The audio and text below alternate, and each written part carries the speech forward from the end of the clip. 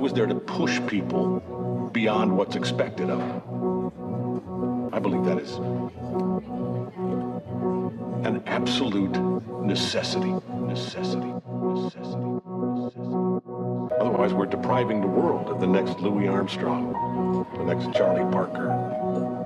I told you that story about how Charlie Parker became Charlie Parker, right? Joe Jones threw a cymbal at his head. Exactly. Parker's a young kid, pretty good on the sax, gets up to play at a cutting session, then he fucks it up. And Jones nearly decapitates him for it. And he's laughed off stage. Cries himself to sleep that night, but the next morning, what does he do? He practices, and he practices, and he practices with one goal in mind, never to be laughed at again. And a year later, he goes back to the Reno, and he steps up on that stage and he plays the best motherfucking solo the world has ever heard. So imagine if Jones had just said, well, that's okay, Charlie, that was all right. Good job. Not quite my tempo. But Charlie thinks to himself, well, shit, I did do a pretty good job. End of story. No bird. There are no two words in the English language more harmful than good job.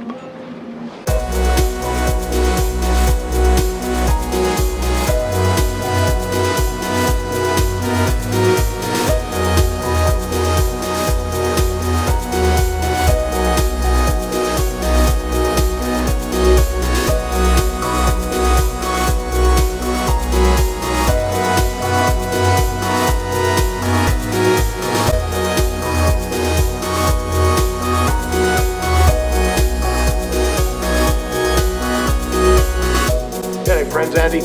No. Well, why is that? I don't know. I just never really saw the use. I don't think that we should be together. Charlie Parker didn't know anybody until Joe Jonas threw a cymbal at his head. So that's your idea of success? For the final motherfucking time! I think being the greatest musician of the 20th century is anybody's idea of success. I'm upset! Dying broke and drunk and full of heroin at the age of 34 is not exactly my idea of success. I'd rather die drunk, broke at 34 and have people at a dinner table talk about me than live to be rich and sober at 90 and nobody remember who I was.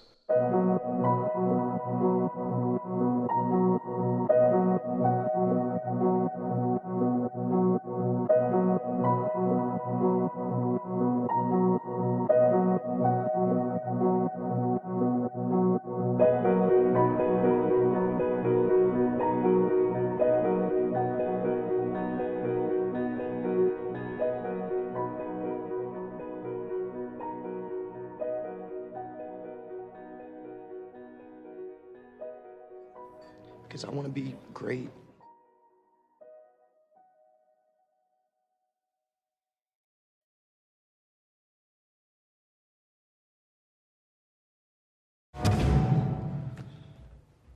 Not quite my tempo.